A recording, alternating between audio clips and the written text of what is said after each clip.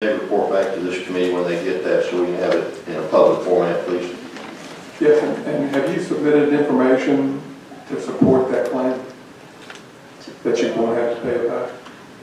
Is there any documentation to support that? Is that just a... Okay, let me make sure I was clear the way I said that, because what we're saying is we think as we go through the next 45 days with CMS, providing more documentation and more information, we will not end up having to pay the full $27 million. So you have the documentation to support that at this We time? are working to pull all the documentation together. We share it with Leg Audit before it's sent to CMS, but we are working to get the documentation so that we won't have to pay all of that.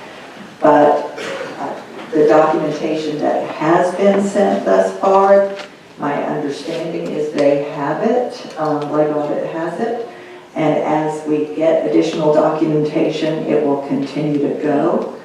Please correct me, Misty, John, David McMahon, anybody. If I'm incorrect, don't let me speak Well, I guess the incorrectly. question is, if we have the documentation to support that we won't have to pay that, then are we confident that the documentation is there and I've seen it, I just have to compile it? Or is it, I haven't seen it, I anticipate it's there?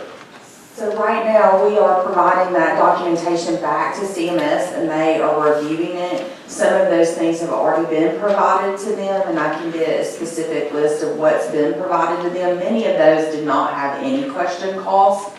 We're still working through some of the items with question costs, but at this point, CMS does not give us documentation back for that. These are all phone calls or emails. There's not corresponding documentation back and forth about this negotiation process with CMS. I'm concerned about the flow of information between our folks and you, not between you and CMS. Leg Audit may or may not have that. You all have that?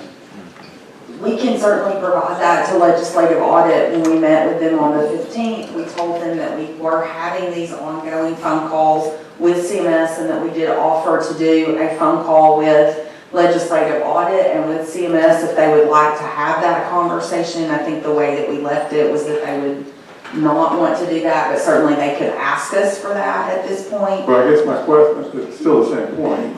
If the point is, are we going to Leg Audit without CMS's knowledge between their conversations between you and CMS, and you're having these ongoing questions or meetings with Leg Audit, yet Leg Audit is not up to speed, so I'd like to hear from Leg Audit at this time.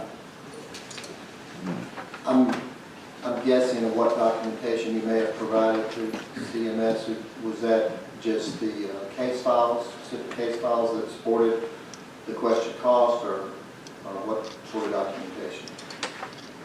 It was various. Some of it are the same internal controls that you all have seen. Some of it was additional reconciliation things that we've given you all, so that it's documentation that we have also been sharing with you all as we've moved through this process. Okay, that's correct.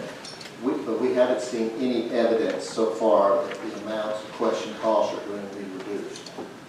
Correct. We've not gotten to that point yet. We've provided the documentation to CMS. They are reviewing that documentation, and typically those conversations happen via telephone. We're not to the point of actually discussing whether the question cost is adjusted downwardly or not. And again, many of the things that we've given the documentation around have no associated question costs. It's just we needed to provide them with an internal control or a process or a document to say this item is closed out, and we've done some of those items as well.